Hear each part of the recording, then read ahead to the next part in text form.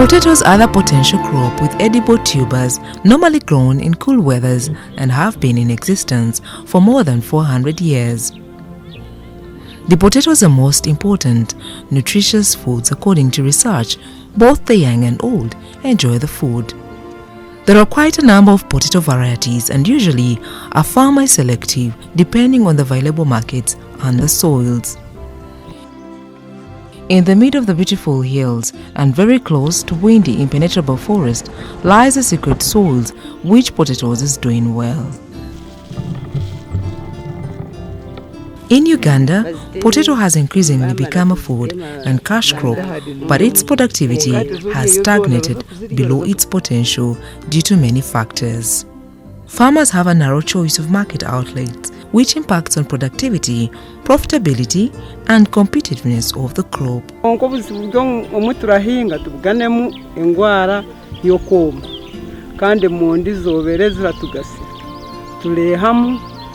Fizi z'abana twera abana twihemu chipsi tuziteke hariho ezibara parkinga mapakiti hariho factory nyingi mbwene ezemondi zirarugamo. It's against this backdrop that the CAP project in collaboration with researchers at Makerere University, NARO, Kachikano Zono Agriculture Research and Development Institute, Uganda Industrial Research Institute, Kabale Incubation, Agromax Uganda Limited, Excel Port Consult Limited, and at TVET Institution, Bokalas Agricultural College, which represents the plus component on the project joint efforts to improve the potato value chain. We are looking at all the components of the value chain, and the motivation for the project is the major challenges the sector faces. One of the main challenges is the lack of access to quality seed. And the other challenge is the limited resources that farmers have: land, labor, other capital inputs like agrochemicals. So we are looking at how we can make maximum use of these resources and also maximize the productivity. The project also highlights how potato farmers can practice a sustainable crop intensification production that maximizes the benefits and how the value of potato can be improved through processing and marketing for increased benefits to farmers as well as consumers. Farmers need good seed, but they can't get it. The supply of quality seed is very, very low at the moment, and the farmers end up recycling poor quality seed which they harvest from their own gardens. The overall objective is to enhance the capacity of potato value chain actors to reduce the challenges that constrain sustainable potato productivity.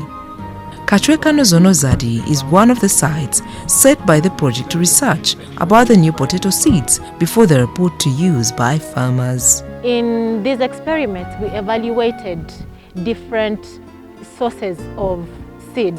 We evaluated informal seed sources, which were selected by farmers, which were local market and on-saved seed, alongside the quality seed from Kazadi.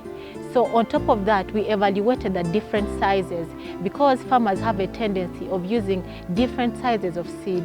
We have farmers use medium and small size seed, the tiny tubers. So we evaluated the different seed sizes.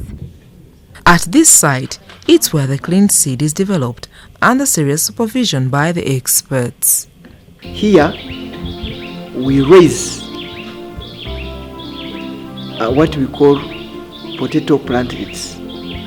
A plantlet is a tender plant, like these ones we have seen. They grow tenderly, they are multiplied from stem cuttings. The stem cuttings is where we get a stem with some buds, auxiliary and even terminal buds of a potato, which we have indexed or we have specially grown. Sometimes we grow them in fields, sometimes in the buckets, sometimes in the basins, but the intention is to generate clean seed.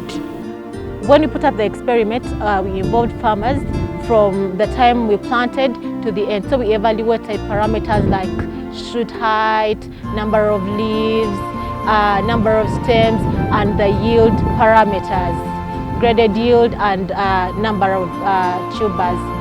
In the end, after analyzing the data, we realized that quality seed from Kazadi performed the best. The project targets where and seed potato producers, potato growers associations, processors, researchers and consumers. We chose a set of practices that we were to test and validate and see how they affect the performance of the crop. We chose spacing, plant potato spacing, where we included the spacing that is recommended by Kazadi. We used the spacing of equidistance that is used by most of the system of crop intensification. And then we also looked at the farmer spacing of close spacing that they employ to see how each of these spacing contributes to the production. We also looked at soil amendment, which involves application of fertilizer and non-application, to try and see how do crops react to this. The project used a participatory approach where farmers were involved from the beginning in all farm operations like planting, like weeding, like pest and disease control and harvesting. We have been involving these farmers from the beginning, so that if we need to upscale, then it becomes able, because these farmers will already they can easily associate with these practices because they have been taking part. But we also involved them to especially get what they are doing and why they are doing it. Especially if the farmer has been doing intercropping, why is he doing intercropping and how is he doing it? Because of its focus and scope, the project team constitutes staff and organizations with multidisciplinary backgrounds, including academia and researchers at the university, research and extension organizations, community-based organization, a potato processing and business incubator, graduate and undergraduate students, a private sector, and TVET instructors and students. So Kigezi Diocese, as a partner in this project, provided land where we have experimental plots for the potato. It provided land where this screen house is standing. The main purpose for this screen house is basically to ensure there is production of clean seed for the community around, or for the farmers who Kigezi Diocese serves in totality. The reason as to why we are now putting up this greenhouse is basically to receive the main tubers from Naro Kazadi, and with Naro Kazadi they normally produce the plant tissue plantlets, which will now produce the tubers. So those main tubers are going to be housed in this greenhouse, and after harvesting the main tubers, we shall have now seed to plant in the mother garden where we were in the experimental plots. And out of the harvest from the mother garden, we will be assured that at least we have entered the chain of producing clean seed, which will be taken or supplied to the farmers. The project uses methodologies that enable potato value chain actors to actively participate in the research processes.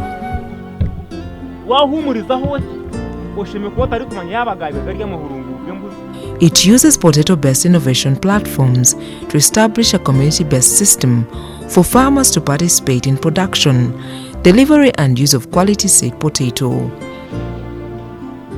farmer field demonstrations to validate a system of potato intensification that optimizes farmers' resources and will develop and market test potato-based value-added products to widen potato market outlets, increase incomes of producers, and expand consumer choices. The harvest that was obtained from the treatments where intercropping was done, irrespective of the crop proportions of the main crop and the intercrop, the harvest which was obtained was very much better compared to the soil treatments of both the main crop and the companion crop, which is evidence enough that intercropping was very advantageous. By its design, the project will strengthen the synergies and working relationships of the university, private and community-based organizations, research institutions, and an agriculture college that trains middle-level cadres in Uganda in areas of agriculture, agribusiness, and human nutrition. What the forum did and Makerere University for us is city capital. They gave us opportunity to train the young people on how to manage 4 things. 1, they know how to manage their soils very well. 2, they know how to manage the seed selection. 3, they know how to manage the enterprise in terms of agronomic practices. So those 3 issues, once they are addressed, we believe that the youth, the farmers that are learning from here, they can start their own businesses. For example, now, we have been able to profile around 200 youth that have selected Irish potatoes as their enterprise. After the set period for these researchers, it's time now to harvest different plots for performance analysis, as they explain.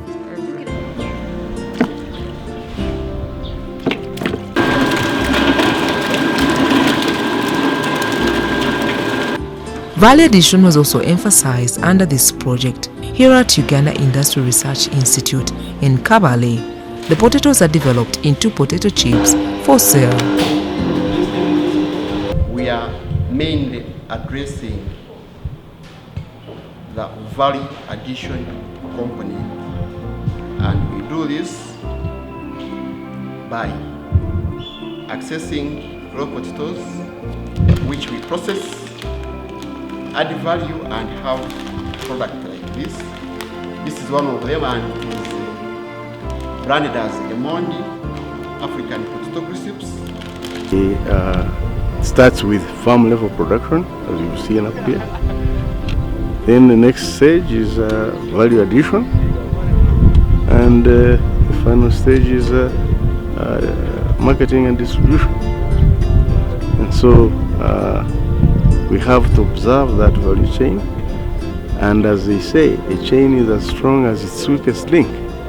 So we must make sure that every link is strengthened, and therefore the value chain will be complete. URI is proud to render services in the 2 of the 3, and that is technology development, technology sourcing, and technology diffusion. Also the skills aspect.